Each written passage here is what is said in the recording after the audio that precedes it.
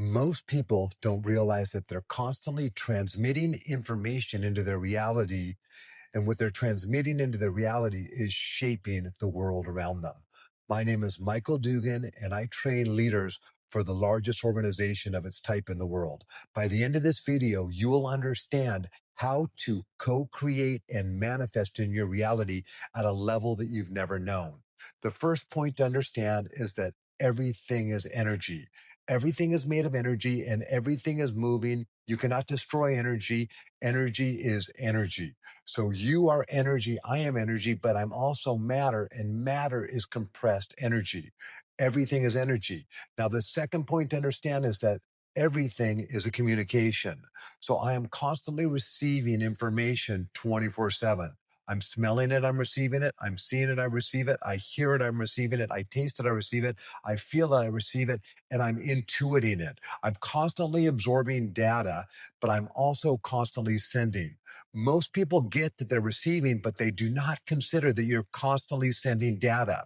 So the third point is that human beings are transmitters. Now, this sounds sterilized, but when you look at yourself as a transmitter and your transmission is constantly creating your reality, this is a game changer. Because what is it that's transmitting into your reality? This is your vibration. Well, what's making your vibration is your feelings or your emotional state. So if you're constantly angry, what are you sending out into reality? Anger. If you're constantly happy, what are you sending out into reality? Happiness. So you're constantly transmitting into your reality. Now, this is where the law of attraction comes in. To the fourth point, that human beings make matter. We are matter making machines, and we don't even know that we're making matter. Now, the law of attraction states that what you are is what you attract. So if you're anger, what are you going to attack? Anger. If you have a bunch of discontent on the planet, what are you going to attract to you? Discontent on the planet. That's the law of attraction. Now let's go into quantum physics. Quantum physics is what you expect is what you create. So everything is energy, a wave, but then you expect it becomes a particle. So I have energy, but then I expect anger. The wave becomes a particle of anger. Or I have a wave and I expect love, and it becomes a particle of love. So what you expect is what you create. What you're vibing is what you're attracting. It also changes your perspective. If you have hate or anger in your bloodstream, what are you going to see more of? Hate or anger. But if you have love in your bloodstream, what are you going to see more of? You are going to see more love.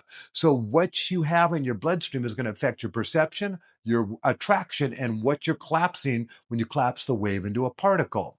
So brings us to the last point. The fifth point is that you are either helping or you're hurting.